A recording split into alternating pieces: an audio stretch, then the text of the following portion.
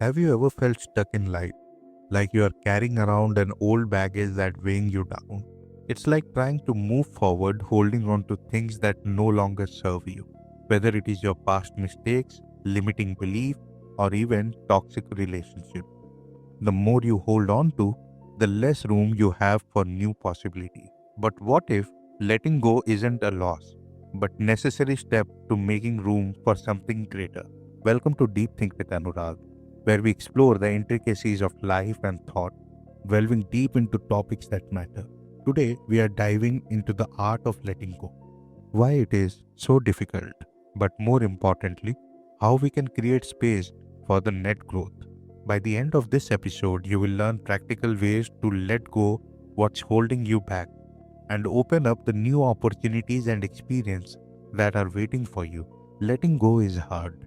In the world that constantly tell us to accumulate more achievements, more possessions, and more responsibilities, it feels like counterintuitive to release things. We cling to the familiar, even when we know it's no longer beneficial to us. Maybe it's our old relationship, a job that no longer inspires you, or a fear of failure that you have carried for years. I have been there too. There was a time when I hold on to the past mistakes, thinking they defined me.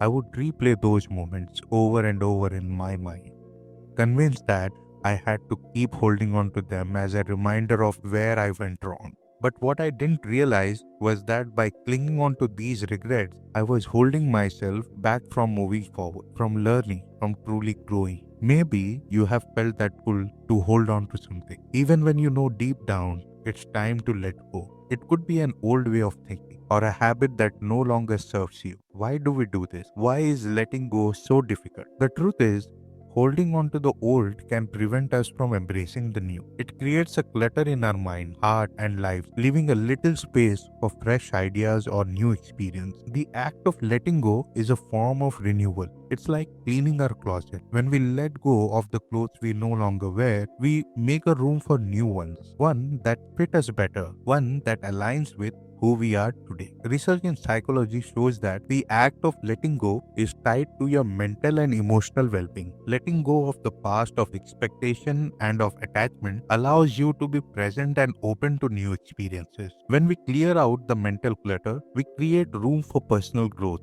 creativity, and things that truly matter. Imagine your mind as a garden. If you keep planting new seeds but never remove the weed, the garden becomes overcrowded and does not flourish. Letting go is the act of pulling out the weeds, the limiting beliefs, the unnecessary fear, the habit that hold you back, so that the seed of new growth can take root and thrive. Let me share a personal story. A few years ago, I found myself stuck in a cycle trying to prove my worth to others. I held on to that idea that my success had to look a certain way, based on external validation, approval, and recognition. But the more I cling to this idea, the more disconnected I felt from what truly mattered to me. One day, after reflecting on a period of frustration and burnout, I realized that I was holding on to the wrong goals, the wrong expectation, and even the wrong self-image. I need to let go the need to please others and start focusing on what made me happy, fulfilled, and truly aligned with my purpose. It wasn't easy. Letting go of these attachments meant to confront the insecurities and fear. But once I did,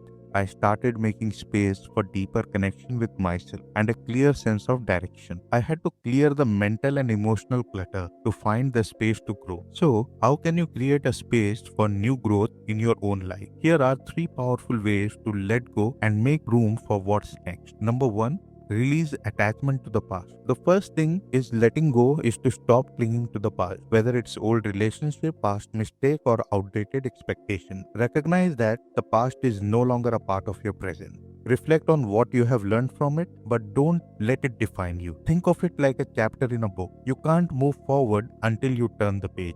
Number two, practice mindfulness and present. Letting go requires you to be fully present in the moment. Mindfulness is a powerful tool that helps you let go unnecessary thoughts and distraction. By focusing on the here and now, we free ourselves from the burden of what was or what could be. When you focus on the present, You create a space for fresh opportunities and new possibilities. Number 3. Let go of limiting beliefs. We all carry beliefs that hold us back, ideas about what we can and cannot do, or the fear of failure. Take time to identify these beliefs and challenge them. Let go of the idea that you have to be perfect and that you need external validation or that success is a linear path. When you free yourself from these mental constraints, you allow yourself the freedom to grow in unexpected and beautiful ways. Think about it.